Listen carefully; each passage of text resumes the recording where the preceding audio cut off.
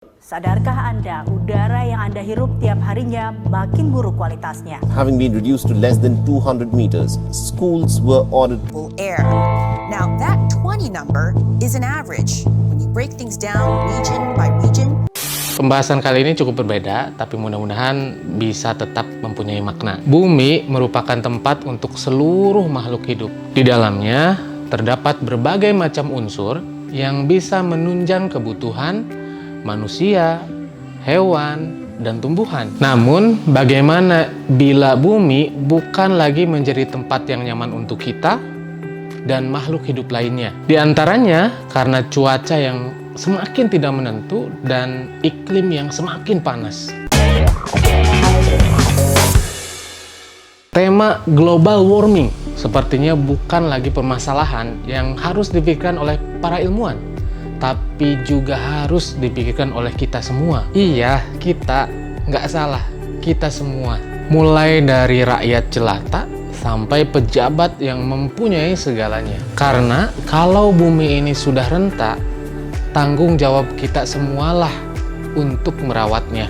Begitu besar dampak dari bumi yang tidak sehat. Yang rugi tentu bukan kita saja, tapi generasi sepeninggal kita juga merasakannya. Sungguh tidak bijak bila kita sebagai orang tua mewariskan begitu banyak masalah kepada mereka. Alasannya jelas, karena kecerobohan, ketamakan, bahkan ketidakpedulian kita. Oleh karena itu, setidaknya mari kita melakukan sesuatu. Karena sesuatu yang besar dimulai dari langkah-langkah kecil. Tujuannya jelas, agar menjaga bumi ini tetap asri. Di antaranya adalah melakukan 3 langkah kecil seperti berikut. Pertama, lebih banyak berjalan kaki dan menggunakan transportasi umum. Kedua, mematikan listrik bila tidak digunakan. Dan yang ketiga, melakukan penghijauan di tempat kita tinggal. Langkah 1 dan langkah 2 sepertinya bisa nih kita mulai dari sekarang. Tapi mengapa rasanya masih berat banget untuk bisa memulai langkah ketiga? Bisa jadi karena ada salah persepsi atau bahkan salah konsepsi.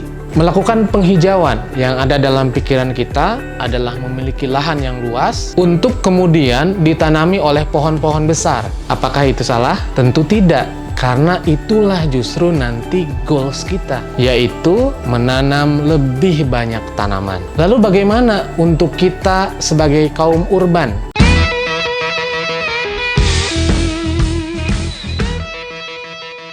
Dalam kondisi merantau dan situasinya padat sekali penduduk, atau bahkan kita saat ini tinggal di perumahan dan apartemen yang sangat terbatas ruang geraknya.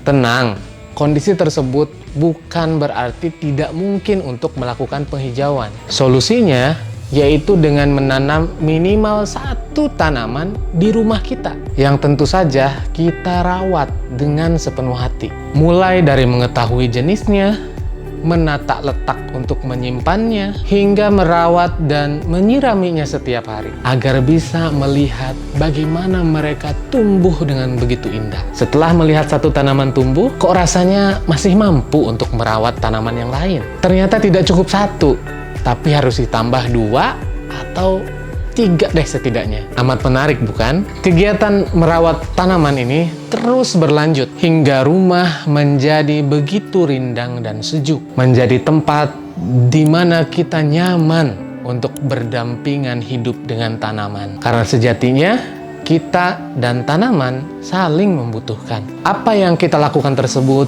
dilihat oleh anak-anak kita. Dan seiring berjalannya waktu, mereka akan melakukannya kembali bersama keluarga kecilnya. Kelak, kita akan menyadari bahwa menanam itu asyik, menanam itu candu, dan menanam itu kisah. Pesan saya buat teman-teman semua, rawatlah minimal 1 tanaman sebelum kita meninggal.